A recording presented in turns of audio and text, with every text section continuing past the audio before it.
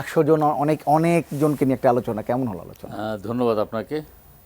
এটা কালকে যেটা জাতীয় ঐক্যমত্য কমিশন গঠন করা হয়েছে, 6 জন আপনার বিভিন্ন কমিটির চেয়ারম্যান এবং সাথে ডক্টর ইউনূস সাহেব, তিনি সহ আমাদের সাথে আলোচনা করেছেন। 100 জনের মতো রাজনীতিবিদ এবং 26টি জোট এবং দল হিসাব করলে হয়তো দলের সংখ্যা আরও বাড়বে। তো আলোচনাটা করেছেন যে ওনারা যে রিপোর্টটা পেয়েছেন সেই রিপোর্টটা ওনারা দেবেন। প্রথমে বলেছেন যে এটা ওয়েবসাইট থেকে আমাদেরকে সংগ্রহ করে নিয়ে মতামত দেওয়ার জন্য, অথবা মানে ওনারা কি আবার যৌথভাবে আলোচনায় বসবেন অথবা আপনারা ইন্ডিভিজুয়ালি আলাদা আলোচনা করবেন, এইসব ব্যাপার নিয়ে কথা বলেছেন। পরে আমরা সবাই বলেছি যে না, এটা আমাদেরকে হার্ড কপি সংগ্রহ মানে দেওয়া হোক, আমরা সেটা দেখার পর পর্যালোচনা করে আমরা আমাদের পক্ষে মতামত দেব। মতামত দেওয়ার পরে সেটা যৌথ আলোচনাও হতে পারে, সেটা আপনার এককভাবে আলোচনা হতে পারে। আপনার কিছু কিছু জিনিস আছে যেটা আমরা গ্রহণ করতে পারি, কিছু কিছু জিনিস আছে যেসব প্রস্তাবনা সেগুলো আমরা বিতর্ক করতে পারি, এবং কিছু কিছু প্রস্তাবনাকে একেবারেই আমরা বর্জনের পর্যায়ে ফেলতে পারি। সেটা আমরা পুরোপুরি দেখার পরে আমরা বলতে পারবো। তো প্রায় সকল রাজনীতি অনেকে আলোচনা করেছেন।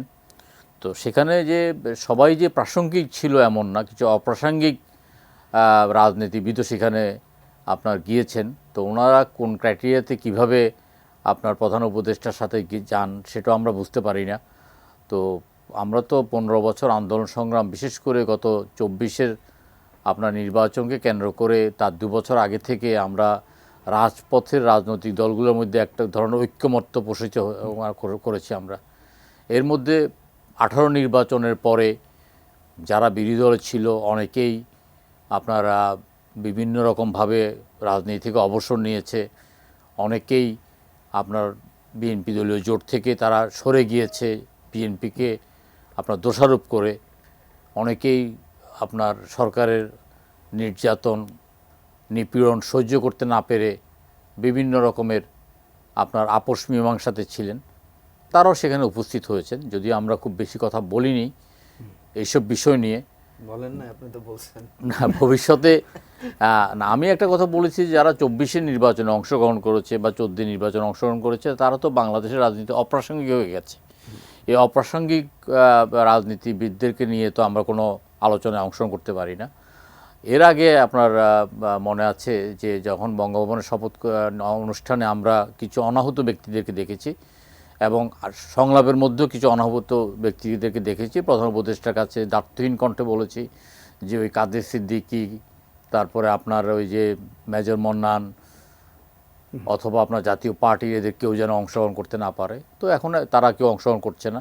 সামনেও আমরা এই ধরনের রাজনৈতিক দলগুলোকে চিহ্নিত করব, চিহ্নিত করে আমরা আমাদের মতামত দেব।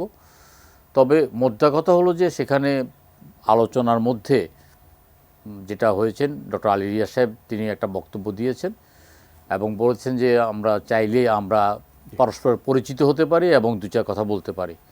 তো আলোচনার মূল কথাটা যেটা এসছে আলোচনার মধ্যে, আমরা সেখানে 2-3টা পয়েন্টের ব্যাপারে নিয়ে আলোচনা করেছি, বেশি না। যেটা হয়েছে যে আপনার আমাদের মধ্যে দেখা যাচ্ছে যে সরকারের পক্ষ থেকে বলা হচ্ছে যে স্থানীয় সরকার নির্বাচনের ব্যাপারে এক ধরনের ঐক্যমত্য তারা পোষণ করছেন। আমরা সেটার ব্যাপারে প্রচণ্ড দ্বিমত করেছি যে আপনারা কীভাবে ঐক্যমত্য পোষণ করেছেন এবং এই অধিকার আপনাদেরকে কে দিয়েছে, আপনারা কার সাথে আলোচনা করেছেন। তো ওনারা ওই উত্তর দেন নাই।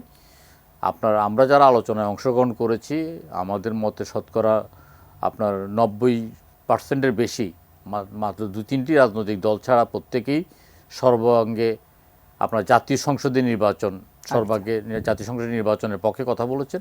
কারণ আমরা মনে করি যে এই মুহূর্তে জাতীয় সংসদীয় নির্বাচনটা একেবারে অনিবার্য। কারণ বিগত 6 মাস পর্যন্ত সরকার আপনার তার কাঙ্ক্ষিত যেই আপনারা এই বিষয় নিয়ে আমরা আলোচনা আসছে, জাতীয় নির্বাচন নিয়ে আলোচনা আসছে। আমি তো মুজিবুর রহমান মঞ্জু, আপনার একটু অভিজ্ঞতা জানতে চাইব।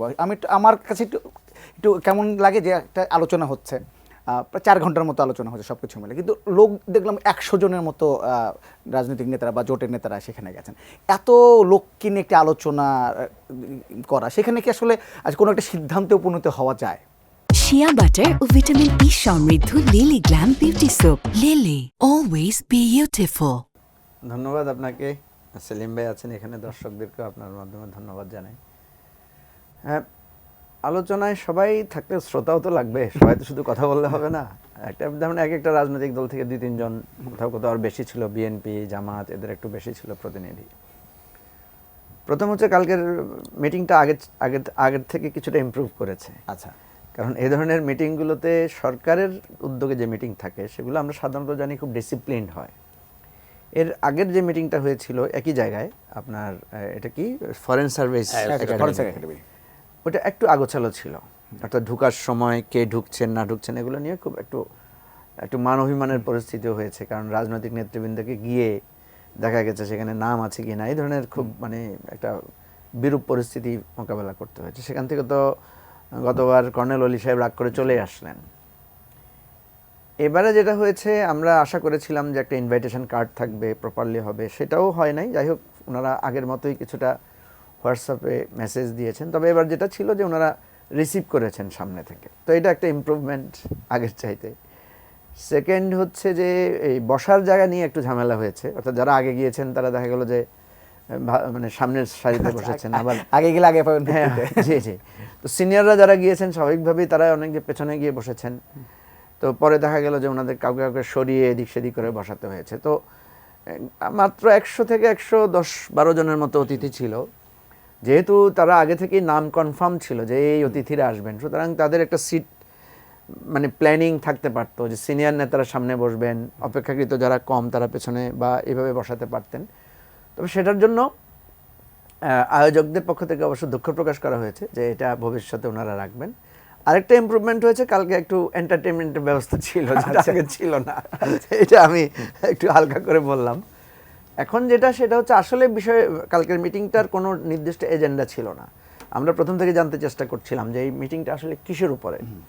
তো আমাদেরকে জানানো হয়েছে যে এটা একটা আসলে ইন্ট্রোডিউসিং মিটিং, মানে আজকে প্রথমভাবে কমিশন গঠন হয়েছে, কমিশনের মেয়াদকাল 6 মাস, কমিশনের সদস্যদের সাথে আমাদের একটা বৈঠক, এবং এরপরে কমিশন কীভাবে কাজ করবে সেটা নিয়ে আলোচনা হবে।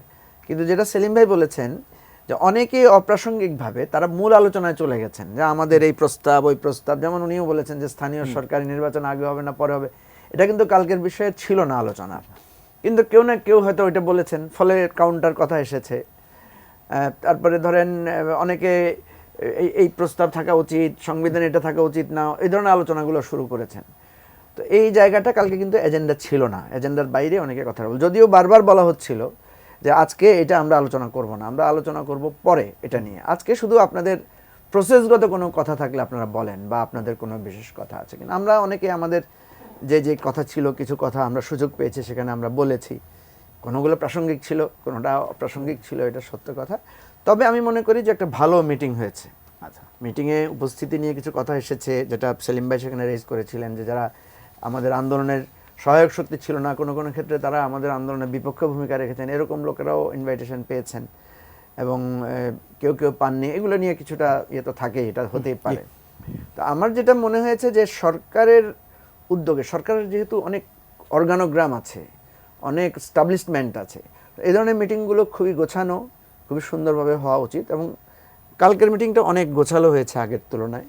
এবং নতুন যিনি আপনার সহকারী জয়েন করেছেন এটার জন্য স্পেশালি মিস্টার মনির হায়দার, সাংবাদিক, উনি যথেষ্ট ভালোভাবে মিটিংটা পরিচালনা করেছেন, ফলে কোনো অসুবিধা হয়নি আমি যেটা মনে ঠিক করি। আছে।